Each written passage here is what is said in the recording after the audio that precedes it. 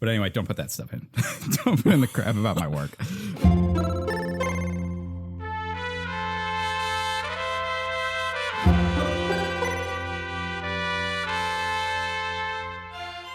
All right, hello and welcome back to Egghead Anarchy. I'm Alex. And I'm Brian. And today we're going to be talking about Overwatch. And, Woo!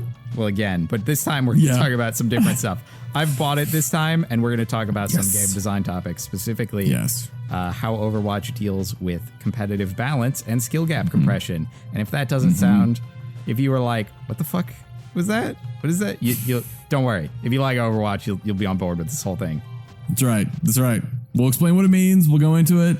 And really, it's just us talking about the game, like different aspects of the game, why we like it, what we think works, what doesn't work, problems that we think Blizzard might encounter down the line. We even talk a little bit about microtransactions and stuff like that.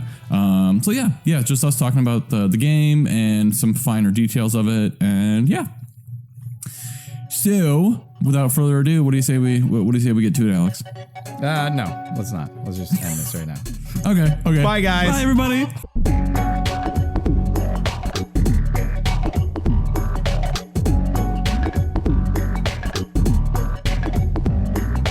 But yeah, I've been playing a bunch of Overwatch now. Nice. Although, quite frankly, Sonara, my girlfriend, has been playing more Overwatch than I have on my account. Nice. I actually know a couple people. There are a couple people that I've been playing with online that do that. Like they have the same account, and there's just like two people that share back and forth. Mm-hmm. Yeah, totally. She's gonna get her own account, but she just hasn't yet. Ah, gotcha.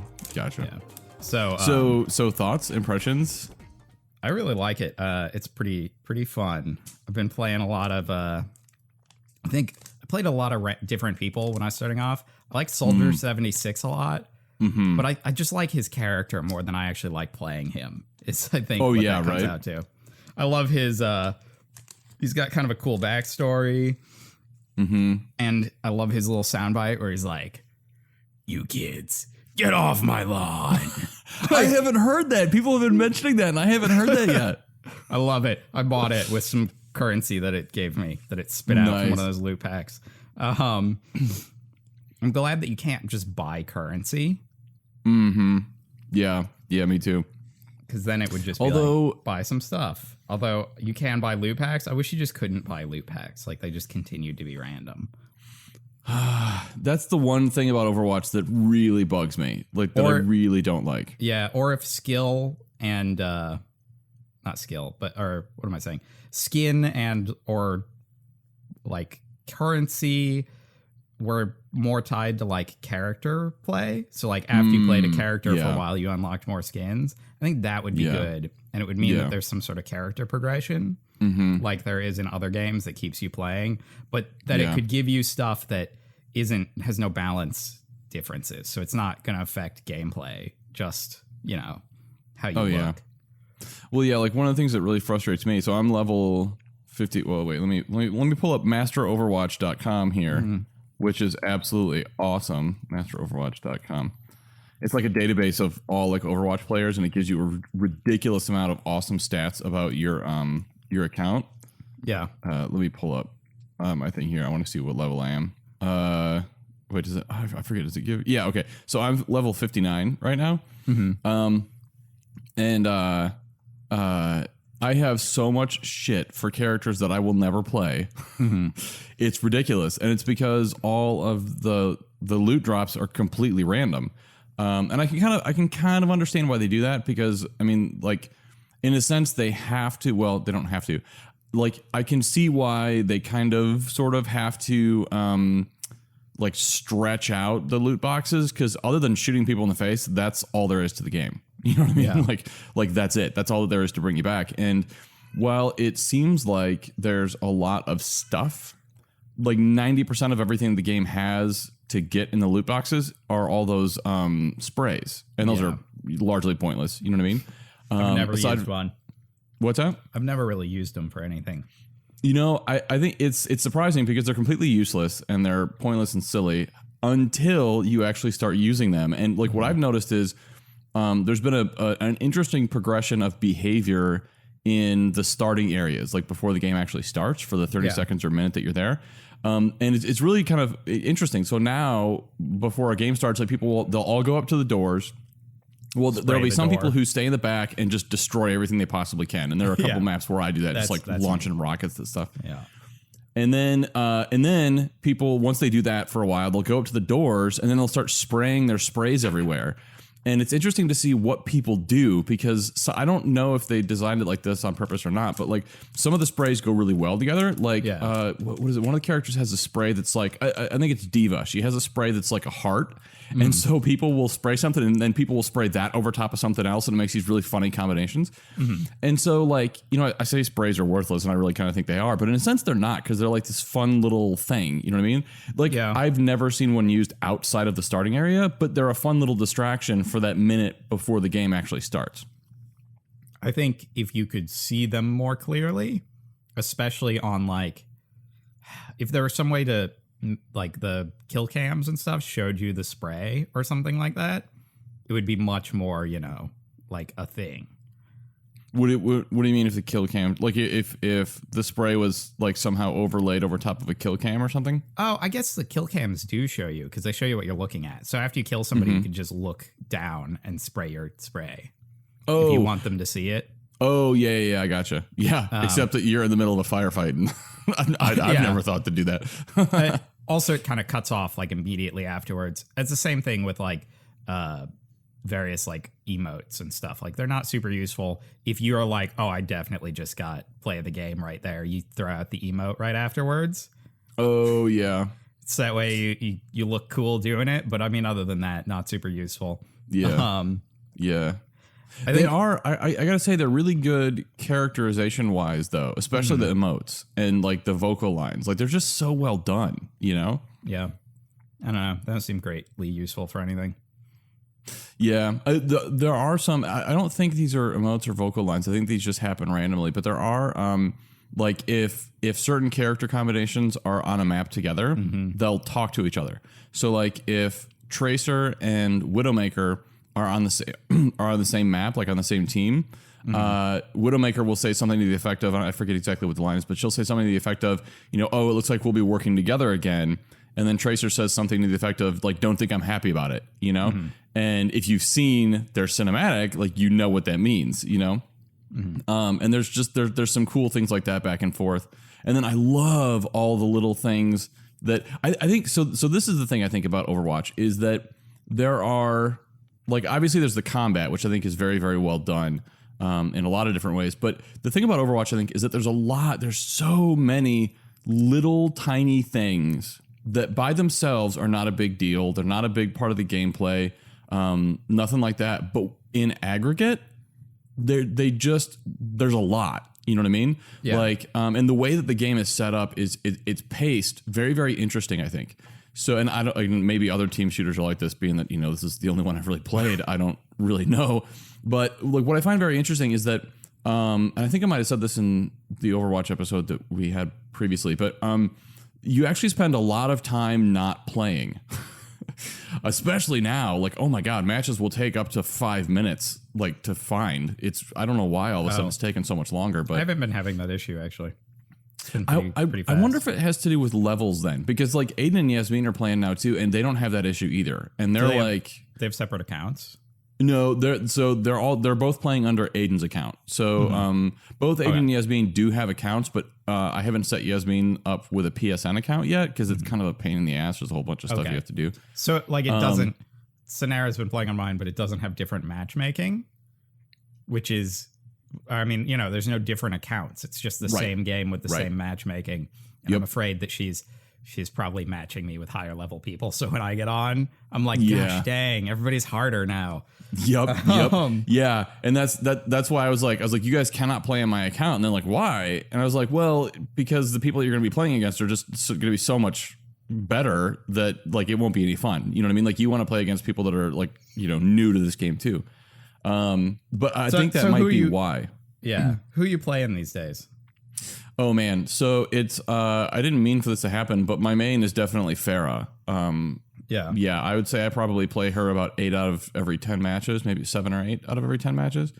And then there are a couple maps, specifically Temple of Anubis on defense and King's Row on defense, where I always play as Bastion. Yeah. And just honestly wipe the floor with people. I mean, I just mow people down. It's like crazy. It's crazy. And then I play Zarya on I play Bastion on Hollywood defense as well. And then on Hollywood Attack, I play Zarya sometimes because I like her secondary fire. Zarya. I say Zarya. I don't know. Because it's Zarya. Yeah, I thought that would be Aya, like Zarya. But I don't know. I could be wrong. Yeah. What are you saying? Zarya? Zarya? Yeah, like Zarya. You know, yeah, I guess that makes sense. But part of the reason I was thinking Zarya too is I don't know why that just sounds Russian to me. And she, you know what I mean? I don't know. But yeah, Zarya is probably Zarya. Zarya. Zarya. You're that's putting probably, like an extra vowel in it. Like I think. Well, but there's two. YA. Yeah. Yeah. Zarya. Oh, I like to pronounce my vowels. Yeah. Okay. Alex, is that okay? I like to pronounce vowels. I'm sure there's actually a pronunciation. We're probably both wrong. Yeah, but, yeah, absolutely. But yeah, I've been playing Zarya and Pharah mostly. Nice. I like Pharah is actually, I feel like, one of the better. She feels like you're playing Quake. Yeah. She's got the Quake rocket launcher. Good call. Where I'm like, yeah, this is just the Quake rocket launcher. I'm familiar with this. It feels good. Feels like Quake. Yep. And Zarya is really interesting. I was playing her and I didn't really like, sometimes I'd do good and sometimes I'd do really terribly. And it was just because I didn't understand that she had a passive that she gains damage based on how much damage she takes.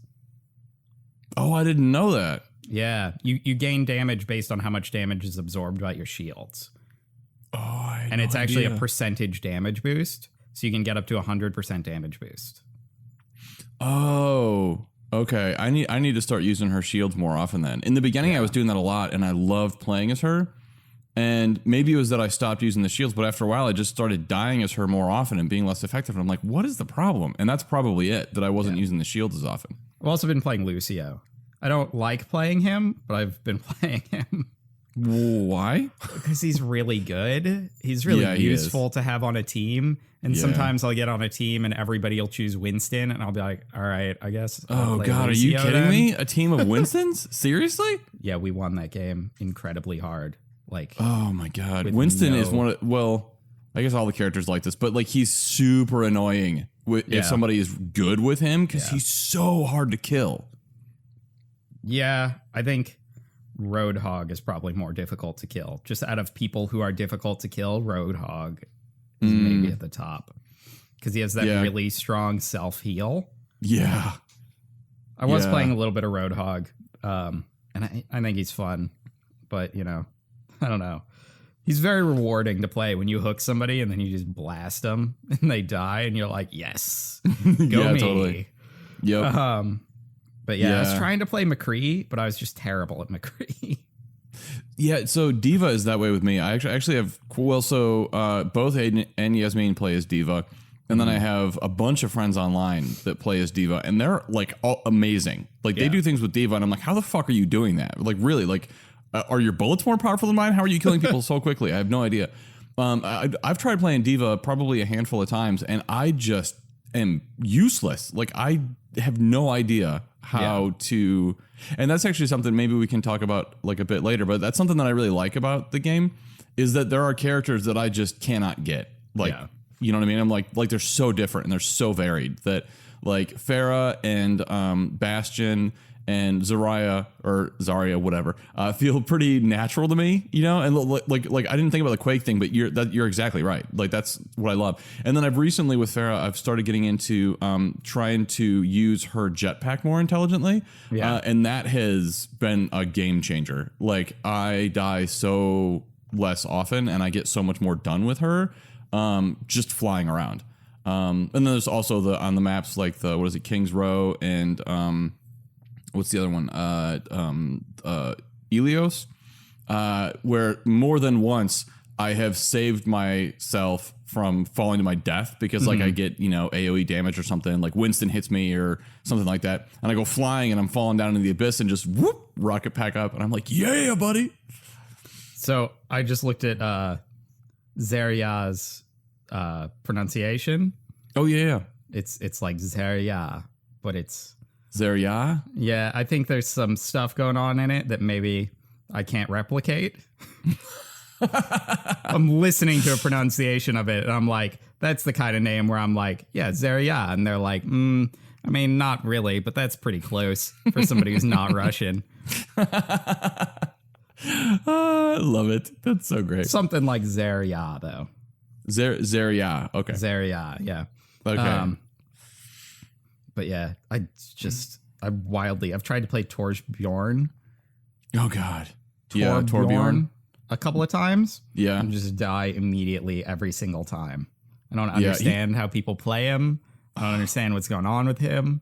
But they do, and they kick ass. Oh, my God. I actually think Junkrat's pretty fun to play. I think for most of it'd be easier for me to list people who aren't fun to play than people who are fun to play. Oh, yeah, because, People who aren't fun to play, Bastion, Symmetra, Torbjorn, May,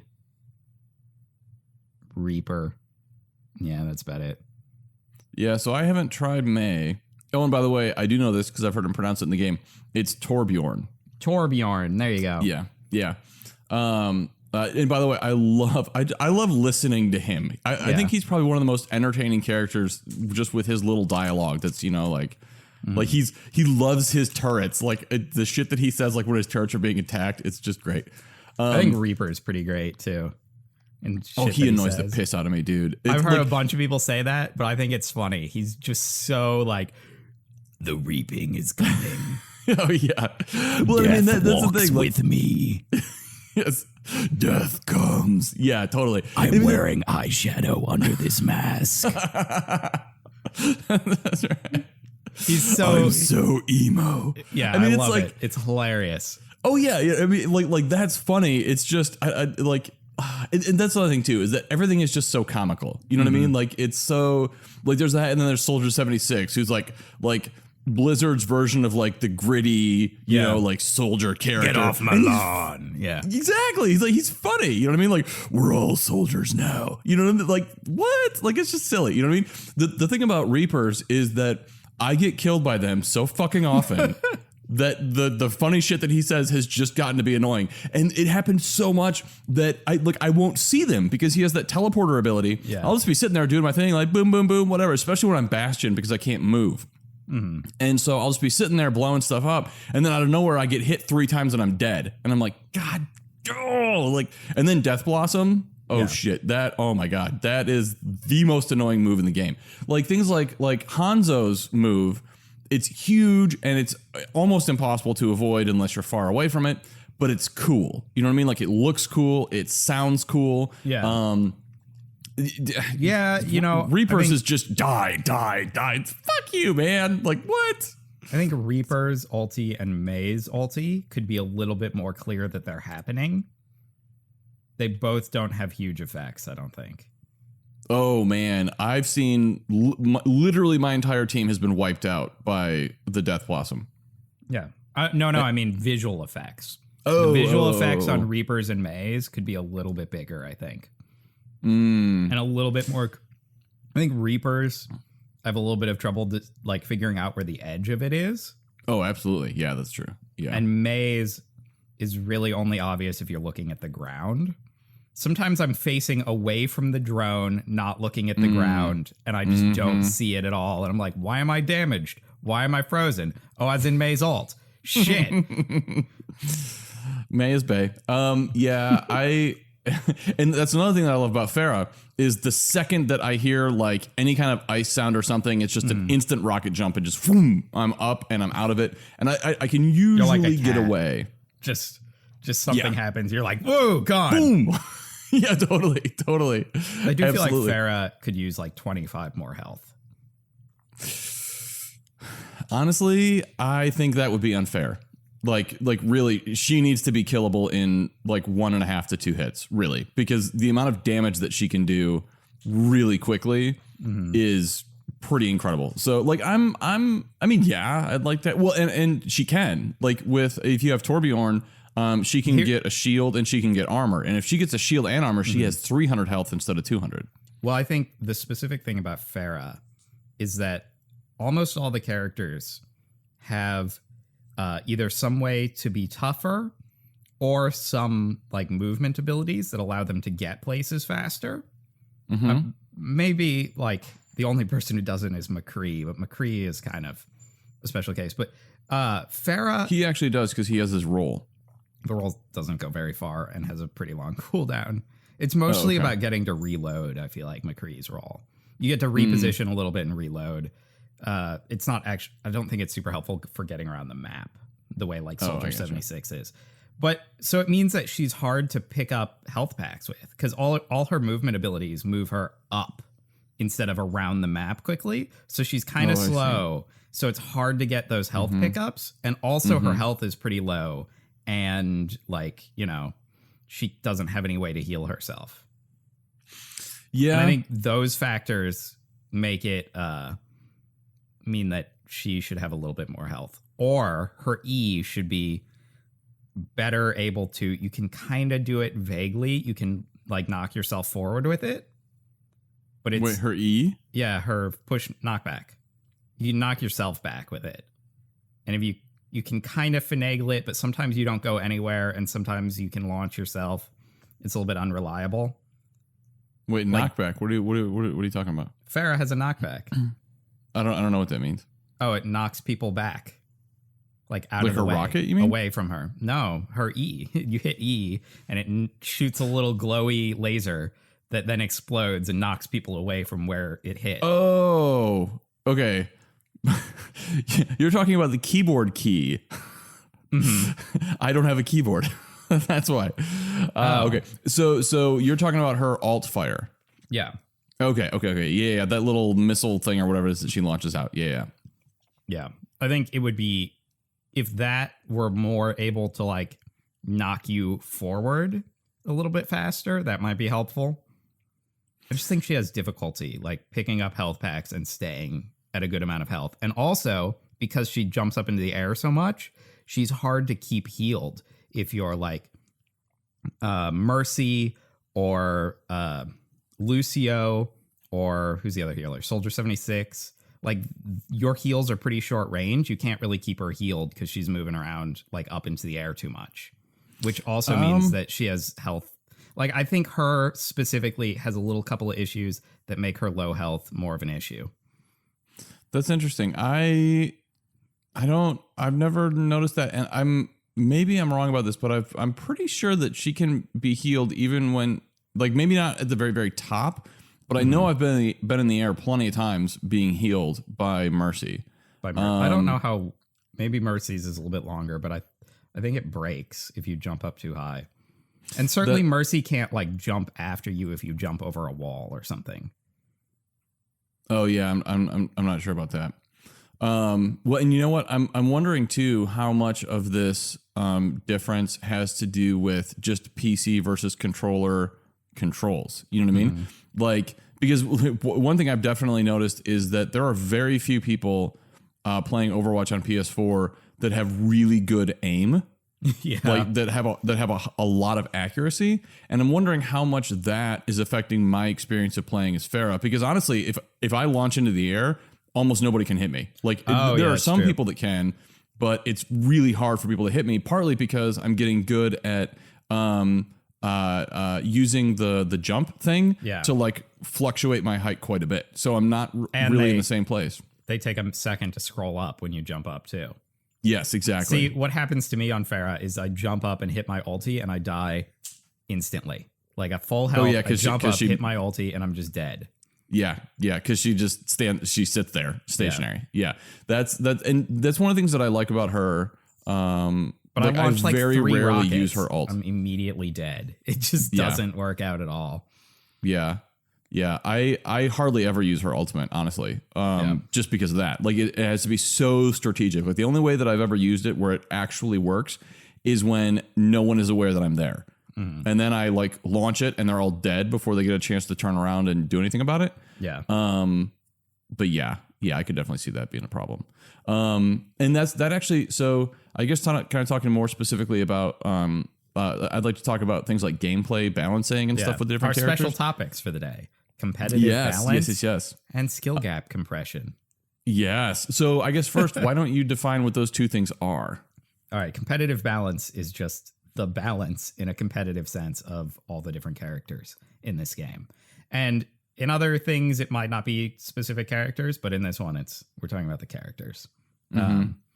Like in another game like Call of Duty, where you don't have specific characters, you just have a list of different guns. It'd be on stats like the balance of the different guns and abilities that you equip. But this is characters, because you don't have those things. You just have characters. And then skill gap compression is where you take a game and you have, well, first of all, skill gap is the gap in the skill. Stick with me on this one. I promise it gets way simpler later. Between two players. And then you compress that so that way newer players don't have as much difficulty playing against people who have been playing it longer and who are better at the game. Oh, just really quick. If you happen to hear purring, that is my cat, Thomas. So I don't really feel like telling him to move because he's warm and fluffy and he's sitting right next to me. But if you hear an odd motorish sound, it's just Thomas purring. Yeah. So it's something that I would say about competitive balance too, especially in the context of Overwatch, are the maps and the way that the maps are designed, because they are so good that's true. About being designed around the different characters' abilities. And in some senses forcing, like, any character can play well on any map as far as I've experienced, but there's some areas. Definitely get advantages with certain characters on certain maps. Yeah. I think there are some areas for some characters that don't work out really well. There's some big wide open spaces that aren't super great for Roadhog. Yeah, totally. He's got a shotgun and nothing else and no movement abilities. So it's a big sprint across an empty like field as people shoot at you. Yep. But like Hollywood, for example, good map for Roadhog. You know, lots of halls, lots of narrow places. Nothing is, well, I guess the latter half of the map, there's some longer stretches, but there's lots of places for him to hide. I think there's good balance too between people who are on offense and defense, as far as I've played so far. I don't think there's been any maps where I like always lose on offense or defense. Oh yeah. I will say, like, I think the biggest problem I've had with Overwatch so far is not the game, it's people. Like they're So really quick before we dive, and actually I guess this will tie in a little bit. Defense characters, like support characters, are so incredibly important in this game. If you are listening to this podcast and you are thinking about playing Overwatch or do play Overwatch, learn how to play as a support character and do a good job. Because I'll tell you what, that will be the difference between your team winning or not. Like, there have been many cases where I've been playing a game and the reason that we won was that we had Mercy, who was constantly healing everyone's ass all the time. And so we very rarely died. The other team maybe had a Mercy, but they weren't doing so well, or they had a Lucio who was being more offensive than he should have been, and they were dying constantly, and they didn't have a teleporter, so they were never anywhere to be seen. And so we kind of went uncontested throughout the map. Support is, those characters are just hugely important. And I think people do not play them enough. I think that'll change once the competitive matches come out, or the ranked matches come out, because then all of a sudden it's gonna matter. You know what I mean? I think they could do some stuff too to make playing those characters more rewarding. Like Zarya's support stuff, like putting shields on other people, is necessary for her own ability to like damage people. And more of that kind of thing in support abilities would probably be helpful. It's the kind of thing that makes people want to play support more if they feel like they're doing something other than just sitting there letting other people do things. Well, however, I think that the game does a good job of that, specifically with Mercy. And I just say this because I've played with her. Like, I haven't really played with Lucio. I've played Zenyatta a bit. And I think he's an example of a character who, and just seeing Lucio being played, I think Lucio is the same thing. I think they're really good examples of characters that are clearly support, but they're a very good balance between support and offense. Like, I've been killed plenty of times by Zenyatta in a match. But he's also very, very good at healing people and being a support character. Mercy, I think, is the only one that I've seen that is a true support character. She has like a pistol that she can use, and it does a decent job, but she is her one goal or her one thing is clearly healing people and then reviving the team, reviving players that have died, which again, when your entire team dies from a death blossom and they're instantly brought back by Mercy's revive ability, that's pretty incredible. But also there are little things like if you're healing someone or if you're damage boosting someone and they kill a player, you get partial credit for that. Yeah. And so like your fire level goes up for that. And the like healing is a first level stat. It's tracked right along with, at the same level everywhere that a stat is tracked. It's tracked equally with damage and kill ratios and all that kind of stuff.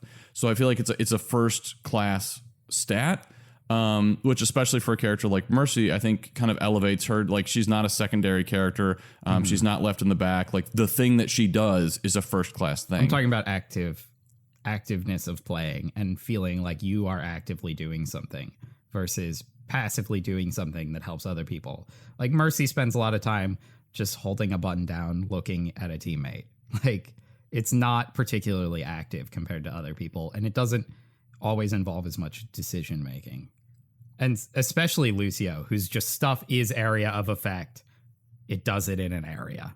Like anyone who's near you gets the effect.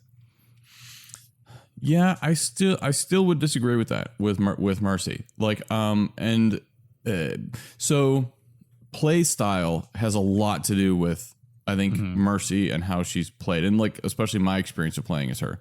When the team is close together and there's 3 people that are critical, it's up to me as Mercy to determine who gets healed when. Yeah. Especially when they're getting hurt quickly, because I mean everyone can die in a matter of a second, right? Yeah.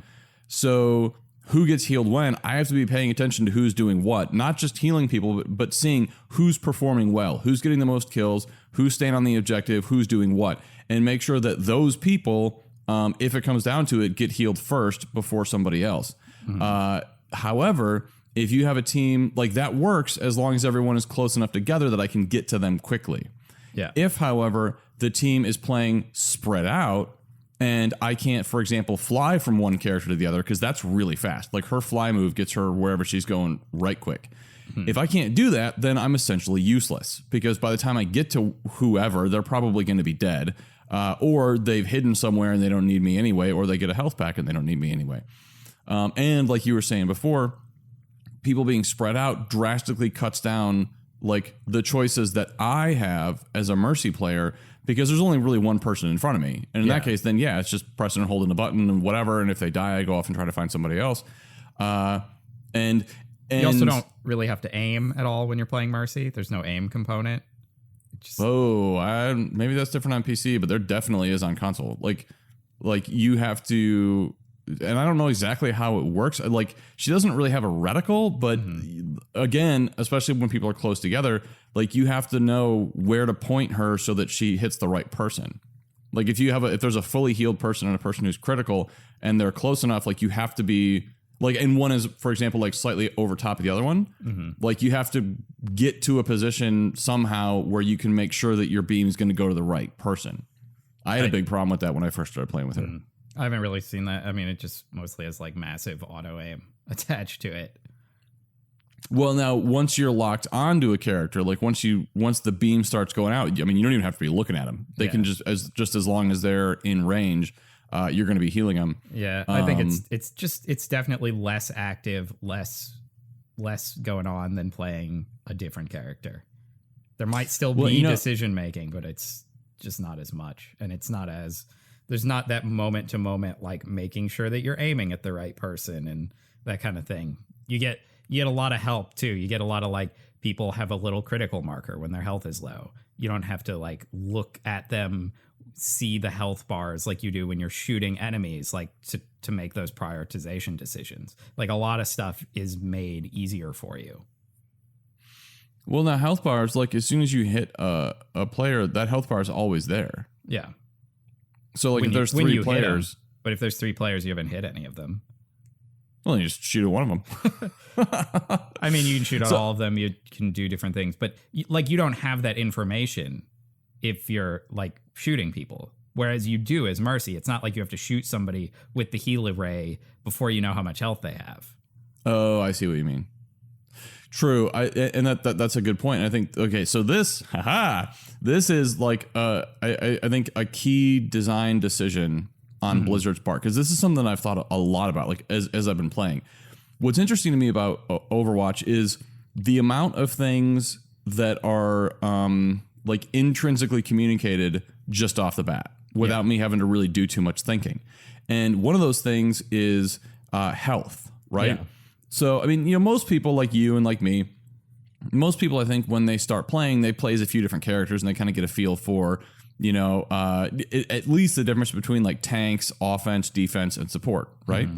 But also, like, you know, Widowmaker has 200 health, Pharah has 200 health, Roadhog has 500. Like, there's this kind of general knowledge that like this type of character has a lot more health and they're going to be harder to kill than this type of character, right? So in the game, not everyone running around has a health bar over the top of their head because you don't necessarily need that. Like if you've played a few games and if you know even the slightest amount about the game, you're going to have an idea who's easiest, like who has the least amount of health and who you might be able to pick off the quickest. So they don't need to show you health bars for everyone because that would just get really cluttered really quick. Like when you have all 6 characters on screen at once, it might even make it harder to aim because you have these red health bars obscuring people's heads and bodies and stuff like that. Another thing is, I guess, your team, right? Like you actually have basically no information about your team when you're playing the game, unless you're a support character, in which case you can see through walls and see where they're at and see what their health is. And even then, there's only 3 like visual distinctions, right? You have green, which means they're essentially full health. You have like yellow, what's traffic light, right? You know, green, yellow, or whatever. Yeah, yellow, and then red. And red plus the critical means these people need healing right now. And then you go heal them and you do your thing. But that's like the minimum amount of information you could possibly have to be useful. Like I feel like Blizzard works very, very, very hard to, I guess, like it's assumptive knowledge. Like Blizzard can assume that you know a certain amount of things in the game, and so they don't have to broadcast that to you. Yeah. And I think that makes... I thought you were going to talk about the character designs, because you can pretty much instantly tell how much health any character is by what they look like. Oh, yeah, good point, yeah. Yeah, so big fat characters have lots of health. Roadhog is the biggest and the fattest, and he has the most health. Winston's a giant ape man. He has a lot of health. Like, it's pretty... Diva has a giant mech suit. It's got a lot of health. That's how that works. It's pretty simple. When she's not in it, she has less health. When she's smaller, you know? Tracer, the smallest character in the game, has the least amount of health. Yeah. And I think that that's really, really important because, and that's also, I think, where the colorful nature of the game, like everything being so bright and vibrant and like colorfully diverse, I think actually has an effect on gameplay because it's very easy to spot people where they're at, and it's also very easy to pick out different characters, right? It's easy to tell what they're doing, what they're about to do to you, because you know which character they are. Unlike other things like maybe Battlefield or Call of Duty, where you don't know until they've shot you with the gun that they have. Exactly. Yeah. Or you get really Widowmaker, good no matter what, instantly identifying guns. Yeah. Oh God. Yeah. Well, and that was another problem that I had. That's a big problem I've always had playing online, like multiplayer games, is like how am I supposed to know? Like Unreal Tournament, for example. I fucking love that game. Like I played that game all the time. A great game, but it was so hard for me to plan ahead, even half a second, not being able to see the other player's weapon. You know. And here, that's just not an issue. Like I can see from across the map that there's a Widowmaker. Oh, and another thing are again subtle visual cues. When Widowmaker fires, you can very clearly see that it's her, right? That it's not a tracer sitting up somewhere firing from a long distance. No, there's a fucking red line that was like her thing. You know what I mean? Same thing with Pharah. There's no confusing those things. And so it's like, oh, okay, so there's a Widowmaker up top. I can try to attack her, but I need to make sure I do it quickly, because if I don't zero in on her and fire, she's going to headshot me and I'll be dead in one kill, or dead in one shot. And I think all of those things work together to make the game, like, to kind of lower the barrier to entry for firefights for people, right? So in games like Unreal Tournament, and I know this is going way back, but even in like Battlefield, like when I played Battlefield, and even in Halo when I played that game, people would be more reluctant to get into firefights than it seems like they are in Overwatch. And I think one of the reasons for that is there was so much less information that you had about people at distance to ascertain how things were going to go. Whereas in Overwatch, as soon as I see somebody on screen, I have a lot of information about what their capabilities are, what I need to do in response, how to prepare things. And, you know, if I'm moving around quickly enough, I can get a kind of a good sense of what teammates are close to me. So in a very, very, very short period of time, I can get a lot of information about the scene and what to do. So I feel very empowered at all times. Yeah. And I think this is super important because you die so quickly in the game. Yeah. Right. And I think if any of those things were missing, it would just feel horribly unfair. That's one of the things about Unreal Tournament. You don't die super fast in Unreal Tournament generally. Yeah. So, you know, you get shot and you're like, oh, that's the gun they have. And then you can kind of shoot back at them. So, I mean, that kind of leads into skill gap compression, what we're talking about here. Because there's been a lot of criticism of Call of Duty, especially, for being full of skill gap compression, which generally takes the form of random crap that's super random. So, like random crap of randomness. Yeah, random recoil on guns, random spread on guns, random effects of things, like if you call in an airstrike, that it just kind of randomly hits some spots on the ground. It doesn't necessarily kill everyone, but it kills some people. And also, one of the things that gets criticized a lot is the speed of like encounter to death, because it means that sort of first person who sees gets the kill in a lot of instances, which can be a problem. And all that stuff just goes towards meaning that there's just a chance that you'll get a kill whenever you get into a fight. And it doesn't really have a lot to do with the skill of the players. You just have some dice rolls and you can get lucky and get kills, even if you're not good. And people who are good can get unlucky and die, even though they're good. Like, in a way that doesn't happen as much in Quake. Like, Quake has a machine gun, Quake 3, I'm talking about here, has the chain gun, but the chain gun just fires in a straight line, period. It's like perfectly accurate. Pretty much all the guns in Quake are just perfectly accurate. Or like the shotgun, they have a completely predictable spread. Yep. And they're also, like, the shotgun is very short range. Yeah. And I think Overwatch isn't quite that. There are some more random elements. Guns are fairly predictable for the most part. A few people have less predictable, like, weapons. Like who? Bastion's default rifle is a little bit, but no one's spread gets super large. Like, and it all gets pretty even, and it pretty much tells you, like, Tracer gets probably the biggest spread in the game on her guns. But it has a real clear area. This is where the spread happens. This is how it happens. Like, it's well, and her clips are also really small too. Yeah. And so you know what's going to happen, and you know what the range of the weapon is. Like, basically, Tracer's weapons are short range because of that. Yeah. And you know, if you're within a certain range, all the bullets will hit them because the spread only gets so big. And all that is very helpful for compressing that skill gap, or not compressing the skill gap, but letting you get good at the game and not making players feel like stuff's too random. I think what is more skill gap compression in this game than in other games is the abilities. Like, especially the ultis on a lot of the characters. How so? Like, if you're playing McCree, eventually you're going to get an ulti and you can pretty much just kill one person with it. At least one person you can get a kill with. Like, you might get more, but at least once a game you'll get your ulti up and you'll kill somebody. It's not super... I don't know that I agree with that. Really? Yeah, because especially McCree has a pretty long lead time. You know, so like it's high noon, and you have 3-4 seconds before he actually shoots. Like it's not that long, but there's a delay. It's not like 4 seconds though. Okay, well, maybe that's like, you know, heat of the moment time. It feels like it's 4 seconds. That's heat of the moment. It's probably like half a second to a second. Okay. Yeah. Well, so I guess my point is, well, one, I don't think he can move. I've never paid that close attention, but I've never seen him moving while he actually fires. Oh, is it he walks slow? Okay.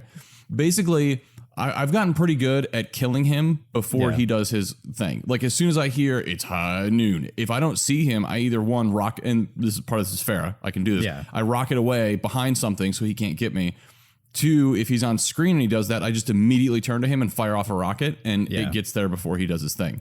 I think that has more to do with McCree's you're playing against, because it depends. It depends significantly on how. You know what I said? It's not 4 seconds. It might be like 5 seconds, but that's only if you're really greedy and you're trying to get a whole bunch of people in it and you're waiting for it to lock onto everybody. But you can just pull it, let it lock onto one person and shoot him like real fast. Okay. Like on kill cams that I've seen, like it seems like it takes a while, especially for multiple people it does, to get locked on. You can cancel out of it at any time and just take the shots that you have.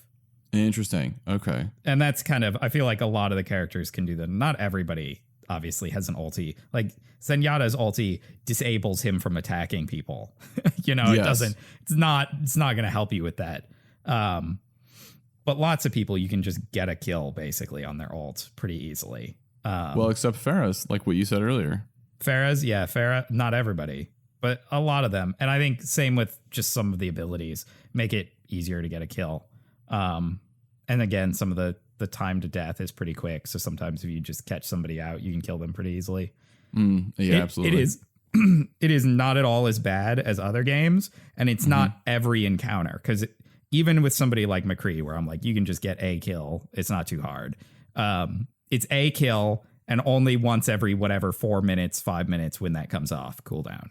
Yeah, exactly. So I don't think it's not Quake in terms of like amount of skill, but it's also not Call of Duty. Call of Duty, when I play it, feels super random. I don't feel like I'm getting good at it or like having a lot of effect on it. But also Quake, if you go play Quake against some people who are crazy good, you know, you get on and you just die immediately. It's not like that either. I think there's a good balance, and I think Overwatch is in that good balance zone. Like I feel like I'm doing things. I feel like I'm playing Farah. I'm controlling where those rockets go. If it misses, it's because I'm an idiot and I can't aim. It's not because it just curved to the left a little bit and missed and fuck this game. It's because I'm like, shit, I fired that rocket wrong. Damn it. You know? Yeah. And that's so I think that's all the little things that I was talking about before. You know what I mean? Yeah. Like they're they all worked together well enough and seamlessly enough, all these little aspects to things, that there's just so much that's happening that we're not thinking about actively that make us feel very empowered, right? And something that I find very, very interesting is every single person that I've talked to, like playing the game, whatever, they all say they're terrible. Everyone says they're terrible. Oh, I'm not. I'm amazing at this game. Awesome. But I've been getting good. Actually, I've been doing pretty well. I'm pretty amazed. I've been getting some nice kill streaks. Oh, very nice. It's pretty sweet. Yeah. Yeah, I'm legit not very good. My girlfriend's like I get maybe like a 5-player kill streak, you know, fairly often, but like going much beyond that doesn't really happen a whole lot. And like I might, you know, as Farah, so as Bastion, I tend to kill a lot more people, especially in certain matches. I mean, there have been matches where I've gotten, you know, 15-player kill streak just because the people keep running down the same thing over and over and over again. I'm like, are you really? Baby's first champion for babies. Yeah, exactly.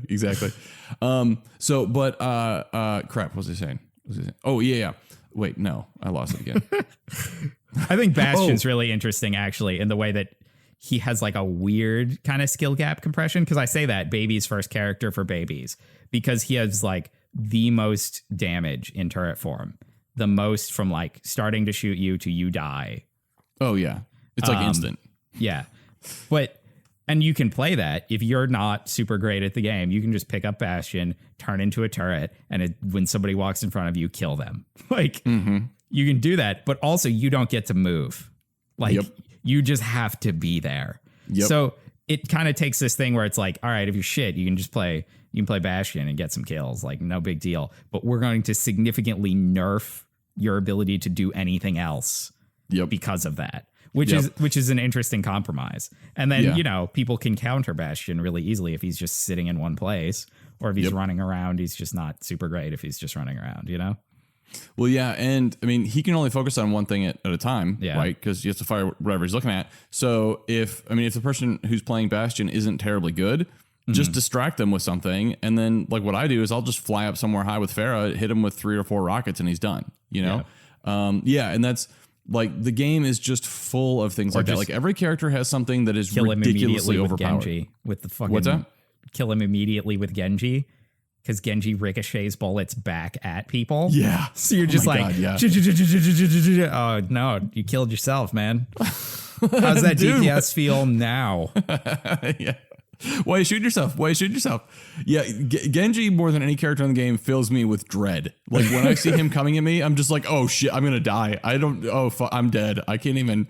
Oh my god, him and Hanzo are like, I think probably the 2 most badass characters in the game. In that, like people who know how to play them, are fucking ridiculous. Like it's just, and I can't even get mad. Like especially with Hanzo, people like knowing how to arc the arrows and shit. I'm like, I can't even. No, I ain't even mad. Like if you can do that, that's good. Like Genji can't block Zarya's laser beam. Really? Yeah. Worth knowing because I've been playing her a lot, and it's just, I'm like, oh look, Genji, how's it going, Genji? I'm your counter. How's your day feeling? Is it good? My day is good. Just laser. Man. Whoa, wait. So he can block it or no? No, he cannot. Because he cannot. Okay. That's what I thought. I was like, wait, that's super surprising because I know I've killed him before. Yeah. Oh yeah. I don't think he can block Maze either because it's just frost. I don't know. Maybe he can block the projectile, but not probably the projectile. Yeah. And that's like, so I have a theory, partly because I know a decent amount about Blizzard and how they work, and also just because I'm just so enamored with this game. But I think the only way that this game could be as well balanced as it is, because it's well balanced in the most difficult way you could possibly balance a game, right? Like it's not that every character has kind of middling abilities and they all have roughly the same health or whatever, and they look visually different. No, it's that every character is wildly different. The way that you play them is completely different. And that's why I can't do like a Diva or a Reaper or a Genji or a Hanzo. I just can't do them. Like they're awesome, but I cannot play as them because you play so completely differently with them than you do with a Pharah. To get that to work, the only way that could possibly happen is if Blizzard, and I know they do this with their games because I've said this before on record, is to play it for thousands of hours. Yeah. I guarantee Blizzard has had this game in the works for, well, I'm almost positive this is the end result of them working on StarCraft Ghost way back in the day when they shelved that. Because I mean, you think about it, like the graphic style isn't that far off from what StarCraft Ghost was going to be. That was their first and unless I'm forgetting something, only like first person game that they ever worked on. Yeah. It was going to be class based. I wouldn't be surprised if when they dreamed up this project, if they went back into their archives and looked through first person shooter assets, which was StarCraft Ghost. Yeah. I'm almost positive that's what happened. And then like when they got a base together, they did what they did with fucking Diablo, where they would just have their people play it just constantly, not like play testers, the developers playing the game all the time for years. And doing this game has definitely been in development for years. Oh yeah. And I mean, it's going to be around forever. I mean, this game is not going anywhere. I mean, it's been out for, a week and a half, and it's already a deeply entrenched part of the community, you know? I've said that competitive balance is pretty good in this. I think it is good, especially for like us. I suspect that when people start getting super pro at this and there start being like professional people who are playing this, there will be things found that are super broken. Oh, yeah. Yeah, I imagine. And certain strategies that are just the worst. Like some sort of like you get 4 Winstons and 2 Lucios and you just win immediately or something like that. Yeah. Where it's just like the healing, like the math on the healing and on the ability of them to like take damage and throw up shields. Like that was the issue. The game that I played where it just had a crap ton of Winstons is it was an attack map where we were standing on points and they'd run up to the point and they'd stand on it and they'd take turns throwing down the shield bubble. So that way we were like almost continuously stuck in a shield bubble and no one could, they had to like run up into the bubble to attack us. And then I was Lucio and we had a Mercy. So everybody stayed healed. Like it was just ridiculous. It was kind of ridiculous in terms of like strategy. And it might be the kind of thing where I'd expect them to see things like maybe in competitive matches only being allowed to have one of each character or something like a shared cooldown on something like that. So if there's a bunch of Winstons, they can't all throw the shield down all at the same time, or like it reduces the amount of time on it. This is the kind of stuff that exists in World of Warcraft. You get like diminishing returns on abilities as you continue to use them. Interesting. On some things, not on everything, but on some things. That way, you know, if somebody's already, or it just has no effect. Like if somebody's already slowed, you can't slow them again. Yeah. That's interesting. That's one of the reasons that I'm excited for ranked matches to come out. Yeah. Because I think people will start taking it more seriously too. Like one of my frustrations with the game is people playing the characters that they want to play instead of playing the characters that the team needs. Yeah. And like that's one of the reasons that I don't really play as Reinhardt anymore. Yeah. Because when I would play as Reinhardt, and I love playing as Reinhardt, but when I would play as him and there would be teams that just didn't understand how the game worked, I would put my shield up and not a single goddamn person would be behind the shield. They would all run out in front of it and then die. And I was like, what the fuck, man? I've been reading guides, and one of them, they're like tier rankings, and they were like, it's pretty balanced. Don't worry too much about the tiers. But one of the things, they were like, Reinhardt's top tier. A lot of people say he's not top tier because he requires team coordination, but you'd have to be a really big idiot to not realize the utility of a giant glowy shield. Yeah. And I was like, that's true, internet person. But according to what I'm hearing now, some people don't get the giant glowy shield. Yes. I don't understand. He's pretty damn offensive. Yeah. Like, whenever dude, he's powerful. Yeah. Whenever I see him, I'm like, oh, good, Reinhardt. I'll just stand next to him and shoot at people. Like, yes, this is not a problem. This is great. Yes. I can just be shielded and shoot at people. Reinhardt's super annoying as he just slowly advances towards you, and you're like, no, stop, go away, stop coming over here, man, go away.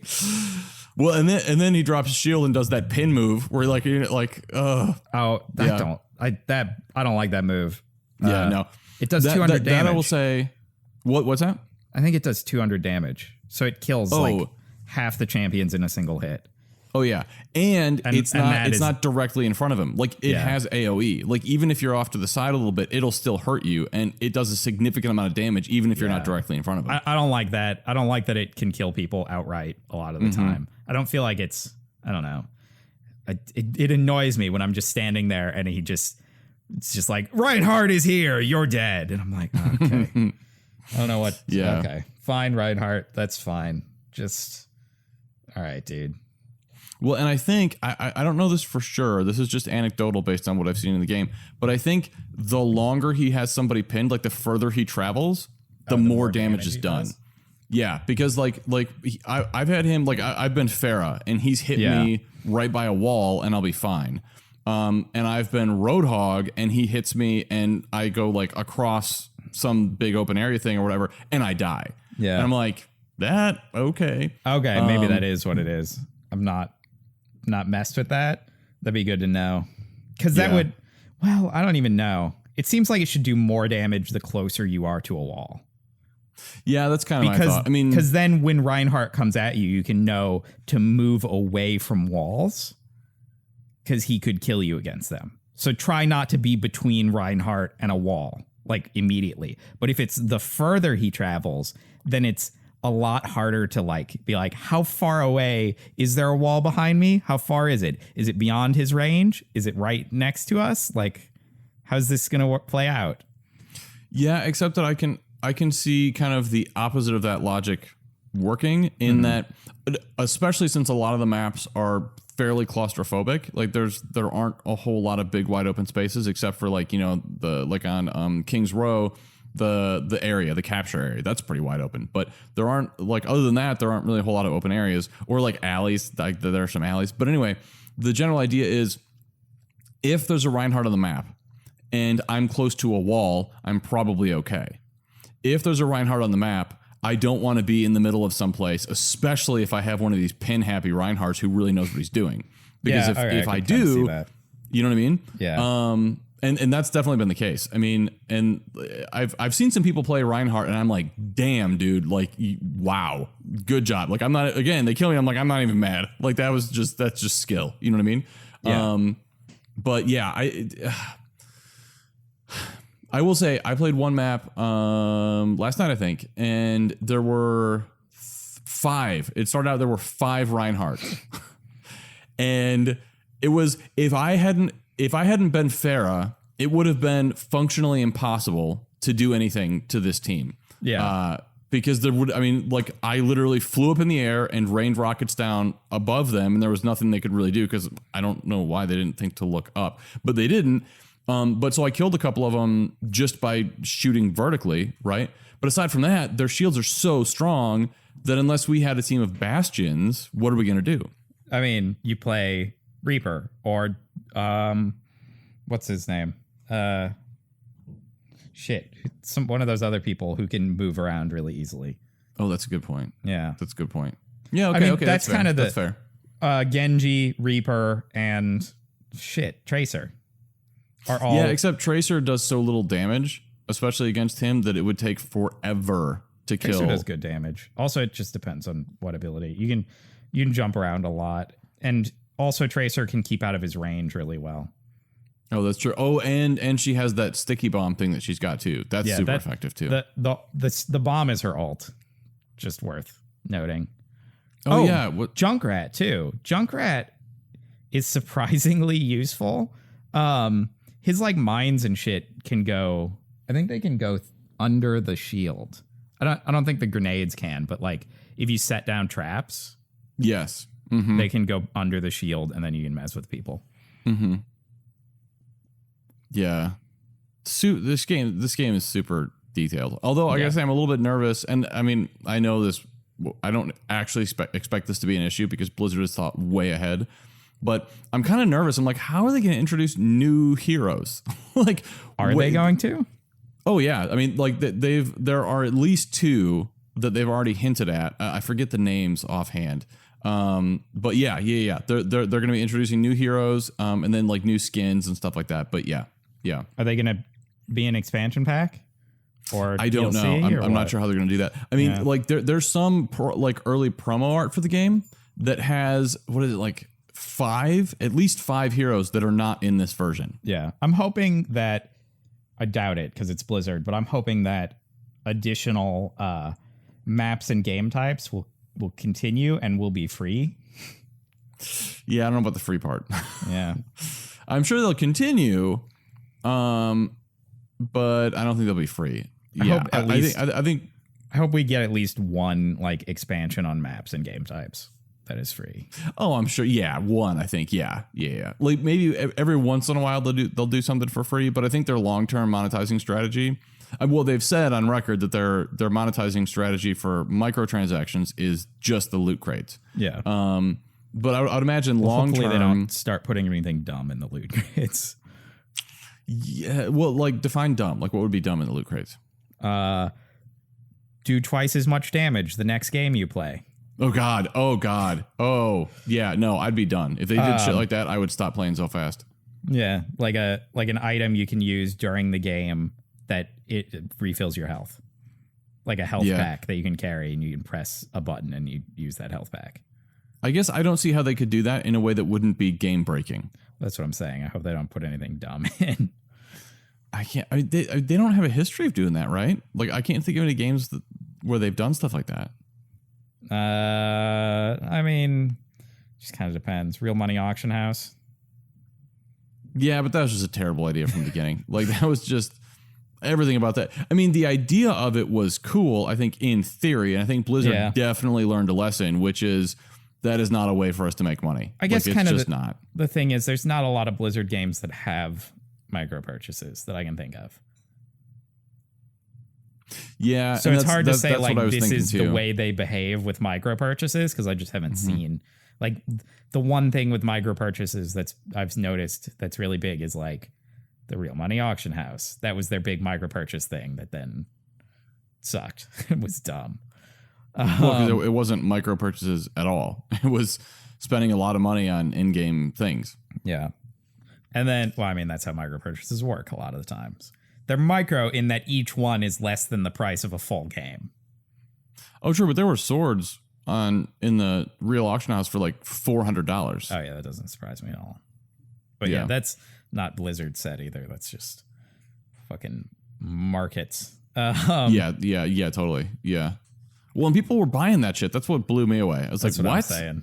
Yeah, it's not. Yeah. I'm not surprised. There's a game that's really popular in South Korea and some other areas, and I can't remember the name of it, but it's this big MMO, and it has, like, items in it go for a massive amount of money, like, in real life. And it's one of the reasons why South Korea has had court cases that have ruled things like virtual stuff that you own virtually is real property. You actually own it. It's yours. Wow. Because stuff has so much value that, like, that's actually important that you own stuff. I wonder how long that it's going to be before we start dealing with that kind of shit here. I mean, we're kind of already dealing with it. It just doesn't work out. Yeah. And you go to a lawmaker and you're like, I had this sword and like the company took it or whatever. And they're like, you didn't own a sword. You had a pretend sword. And you're like, no, look, it was worth real money. That should be, like, basically the only thing that you care about here. It had an actual monetary value, and that was removed from me in a way that was unlawful with any other piece of property. Like, pay attention. Someone stole $50 from me, period. Yeah. Like, beyond that, what do you care? Yeah. Like, if it was a freaking, like, tutu that was super, you wouldn't be like, a tutu, that's dumb. Who would own a tutu? You'd just be like, oh, it was a rare antique tutu that was worth $2,000. Sure, it was worth $2,000. I don't care. Like, yeah. Yep. Yeah. Yeah. I think, like, what's so, but yeah, now I've got Overwatch. I'll set up the PC side of our Overwatch clan. Yeah. Oh, nice. Very nice. Yeah. Very nice. Yeah. I'm definitely gonna have to build a PC sometime in the next few months to play Overwatch, just because I know so many people who play on PC. And I'm really interested to see, like, so part of the reason that I'm not very good on the PS4 version is I'm just not good at aiming. Like, with the controller, I'm just not. You got to join the PC master race. I don't know if I would say that. I mean, like, for a long time, I was a member of the PC master race. Long time I was.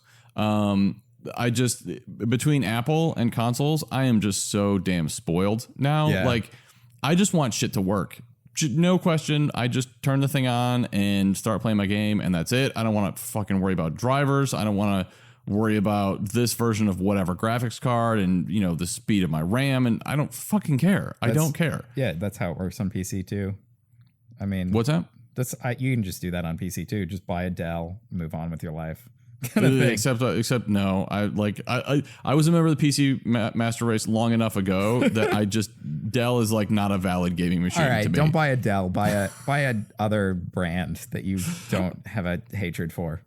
Well, I mean, like, realistically, what I'll do is I'll go to, like, I don't know, like, Doghouse Systems or one of these, like, online, you know, that makes the big blah blah blah blah with all the case lights and stuff. Something like that. And yeah, I'll just get one of those things. You know what I mean? And, like, you know, pick, I don't know, some nice graphics card and, like, some RAM and stuff, and I'll, you know, fill out some form online and buy it. Yeah, that's kind of always what I'm saying. People who are like, I don't want to have to do things. I'm like, just buy a PC then. Like, move on with your life, buy the PC. Don't worry about building it. Who cares? I mean, the trade-off though is my PS4 is $400. Yeah. Like the PC, and to be fair, this is also a PC that I'm looking to build games on, and I'm also just stupid, so I want to make it really ridiculously overpowerful. You can totally buy a PC. It depends on what stuff you own already. Like if you already own a PC, you don't need to buy a new monitor, probably, like that kind of thing. Fair, right? But I mean, I'm looking at $2,500 for a PC. That's not cheap. Yeah, but also you're not. It kind of depends on who you're talking to too. So like total price for most people, like you have to own a PC or like a home computer anyway. So if that home computer just also plays games, like you can subtract the cost that you would have bought a home computer out of. But maybe like I don't you wouldn't think it's a valid a statement Mac to say that. I don't think it's a. That's what I was going to say. I don't think it's a valid statement though to say that like you have to own a home computer, because we don't. Like we have 3 laptops, but That's we a don't home have. Computer. Okay. So not a tower, like not a PC tower. Just a computer. You could buy a laptop and game on that too. I mean, that's fair. There's no reason why not. I'm just saying, like, total cost is more complex than just total cost of system plus total cost of other system. And that's also, true. like, how many However, games you buy. it is just more expensive. It is more expensive. Like building a PC that can run games, especially modern games, and run them well, is going to be a considerably more expensive than buying a PS4. Just total upfront cost. I think total cost to own is more complex. Like, true. If you buy a lot of games, a PC is still going to be more expensive. What do you mean? Total cost to own? Yes. I don't think total cost to own for everyone. Like it. Okay. Let's say you were going to purchase a computer anyway. So you've already got $500 that you're going to spend on a computer, regardless of whether or not you're going to spend it on a gaming computer. Okay. So then you spend an extra $1,000 on a gaming computer, and then you only have to buy like, how many games do you have to buy? So a PS4 is like $50, $500, 400. 400. Yeah, I think it's 400 right now. I mean, yeah, if you bought a $1,500, you don't have to. How much was mine? My laptop that plays games totally was $780. You can play Skyrim. It can play anything. Doesn't play Skyrim at full settings, but it plays Skyrim fine without lagging. Like, so it's like $750. So it's like $500 more. Let's say you're spending an extra $500. That's 9 games. That's 9 games on PS2? On PS4. On PS4, yeah. Well, I can buy 9 games that are like AAA titles on PC for $1. Okay, but those are not going to be current. Those are not going to be brand new games. That's like you're talking about like Steam sale games, right? I'm talking about Steam sale or Humble Bundle. But it also, how much do you care about getting it on day one? How much do you care about waiting for a sale? Like, it's more complex than just it costs more. It might cost you less over the course of like owning it. True. I just like I think definitely members has of a the bigger PC like entry cost though. Yeah, and then so if you're building a tower, future times that you upgrade it to a new gaming machine are going to be less expensive than your initial cost of buying that tower. Yes, very true. So initial setup, especially if you don't own anything and you have to buy a monitor, is going to get even like, that's going to be way, way more expensive. But like future upgrades are going to be more around the like cost of a console level. Yeah. I just like my thing is just that I think members like, so talking to people about like gaming PCs and stuff, it's there seems to be like a lot of confusion and even some indignation about like why people would own consoles. Yeah. And like my thing is just to members of the PC master race. Yeah. All of you out there. I just want to say that like it's not as simple as you would like to believe. And I say that and not trying at all to be like negative or derisive toward anyone who owns a PC. What I mean is people who own PCs tend to be, especially gaming PCs, tend to be more technical. Yeah. And so things that like I know that I mean that's certainly the way that I was when I had a PC gaming rig. There were things that I took for granted that I could not conceive that anyone else would think were difficult or complicated or intimidating or whatever, that non-technical people just wanted absolutely nothing to do with. Yeah. Like the people who are not technical have zero tolerance for the stuff that technical people take for granted. And that's it. You know what I mean? So like, yeah, the cost of entry is lower. See, I don't think you've played a PC, like played on a PC in a long time. There's not as much, like it used to be more technical. Now it's like way less technical, I think, than even like modern consoles have gotten to the point where a lot of times they're more technical than just owning a PC. Okay, that's fair. That's fair. Yeah. On Steam, it's just like you buy a game and then you click a button and it downloads it, and then you click a button and it plays the game. Like that's it. It's not. Right. There's no, so like drivers aren't really an issue anymore and all that kind of stuff. Especially if you've bought like just a PC from Dell or something. It has drivers. They update themselves while you're not looking. That's it. Okay. The end. Okay. And certainly there are more things you can do. And if you try and do some things, they're going to be more complicated, but just general use, like it doesn't matter that much. Interesting. But I don't know. Maybe there's stuff that I forget about that I don't even think about because I can just do it. Certainly, well, like setting up those freaking emulators that we did. That was like nothing's like that when you're just buying Assassin's Creed. Like it's not like that. Gotcha. Yeah. That was definitely a very special purpose thing. Yeah. And, it's also, and the thing is, even that, I think it's really important to say, even on the Mac, like with OpenEMU, like that was about as simple as the process could possibly be. Yeah. And even that would be way too much for someone who's not technical. I mean, going out to the website, downloading the thing, put in a folder, blah, blah, blah, blah. And then God forbid there's any kind of error, you know what I mean? Yeah. Or like anything goes wrong. You know, like, that's true. You do have to install Steam in the first place and like sign up for it and stuff. Yeah. Yeah. And I mean, you know what? I mean, maybe honestly, and I really don't like thinking about this or admitting this, but maybe my age is starting to show through here too, because maybe I am underestimating, especially for like younger people like Aiden and Yasmin, you know what I mean? Like they have so much more technical competency and comfort than I could have ever imagined at their age. You know what I mean? Like they both use their laptops and like when things go wrong, they ask me sometimes, but they can more or less figure stuff out like on their own. So maybe there's that too. You know what I mean? Like maybe my perception of people's comfortability with tech, especially generations like below me, is just not accurate. You know what I mean? Yeah. Like maybe you're just getting old is what you're saying. Yeah, exactly. Yeah. Get off my lawn. It's worth noting that I own a shitload of consoles too in this discussion. Oh my God, you do. I'm so fucking jealous. Oh my God.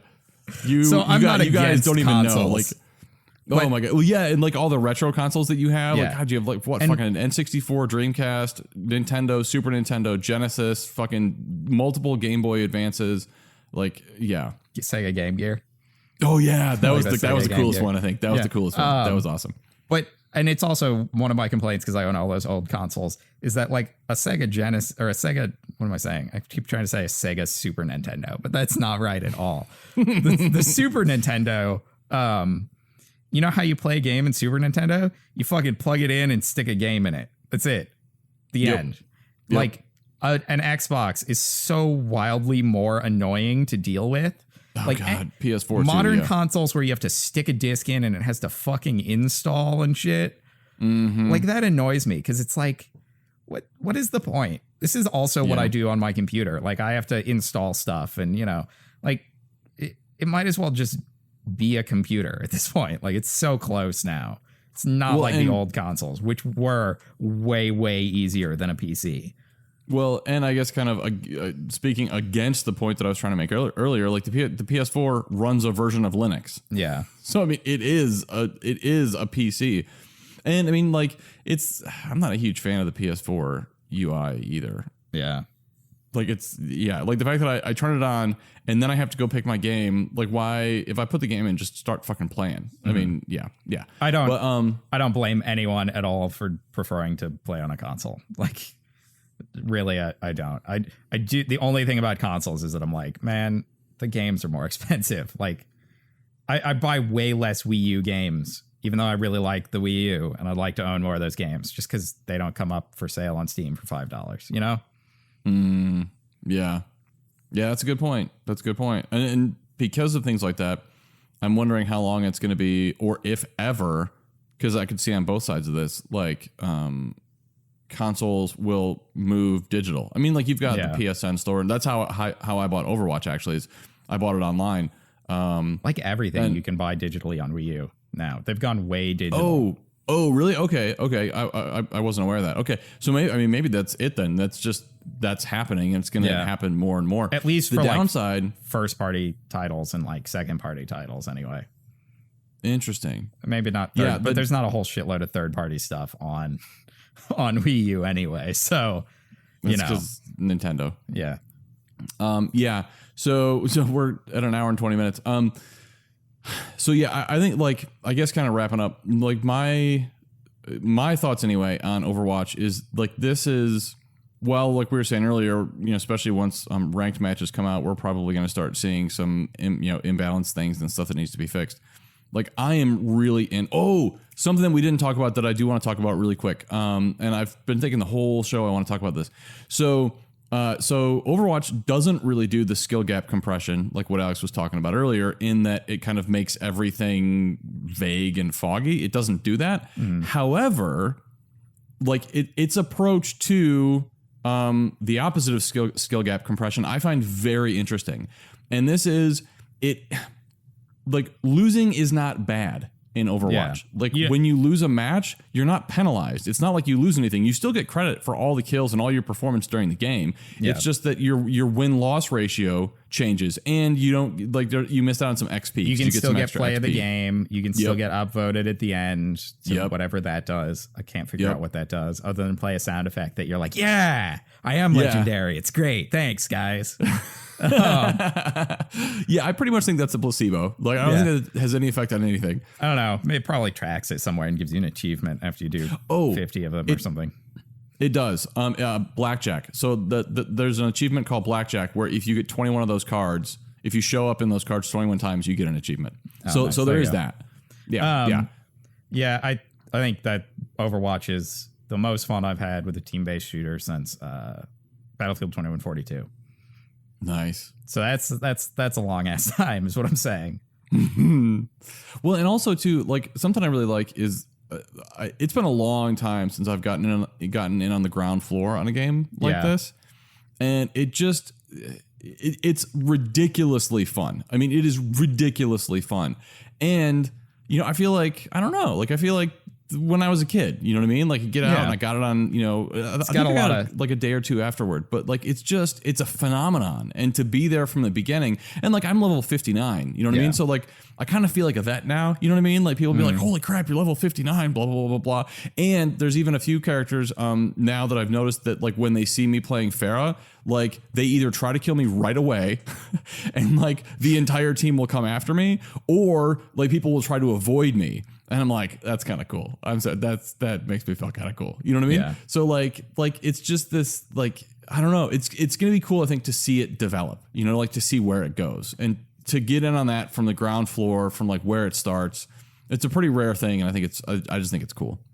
So yeah, go if you want to pick up Overwatch, join our club. What's it called? Oh yeah. Sorry, called? No, I said, what's it called? I can't. Oh, what's it called? So yeah, our clan on overwatchclans.net is Overwatch Anarchy. And that's if you have a PS4 or a PC. I'm the PS4 side, and Alex is the PC side. We don't have an Xbox One side yet, but maybe we can get that soon. That'd be pretty cool. Yeah, maybe somebody will want to be king of the Xbox One side. Yeah, we'd make him a duke or something in our clan. Hell yeah. And something I just found out about a couple days ago, because I joined one of these communities. I guess PSN has communities like around games. So I want to look into maybe creating one of those, because that might actually work better than the clan that we have now. Like, especially for PS4 people, it might be an easier way to communicate. Because it seems like in game, it seems like a very easy way to find other people that are playing and group up with them. So I'm going to take a look at that over the next week and see if we can get that set up, so that we can get other anarchists who are playing Overwatch on PS4 so we can get together and get a team and maybe start kicking ass in ranked matches when those start coming out. Nice. All right. So in case you missed it, I'm Alex. You can contact me at what is my Twitter? How do I forget my own Twitter? Senior Delgado? Yeah, that one. On Twitter. Senior Delgado. Sorry. I'm sorry. The senior part is really coming out today, apparently. Go ahead. And I am Brian. I am at BSG Brian on Twitter. We also have an Egghead Anarchy account on Twitter, as well as an Egghead Anarchy Facebook page. And there's also eggheadanarchy.com. And I just realized that I did not post the last video from last week on the website yet. So I need to do that as well as this video. So yeah, plenty of ways to get a hold of us, plenty of ways to get in touch with us. And we will see you next week.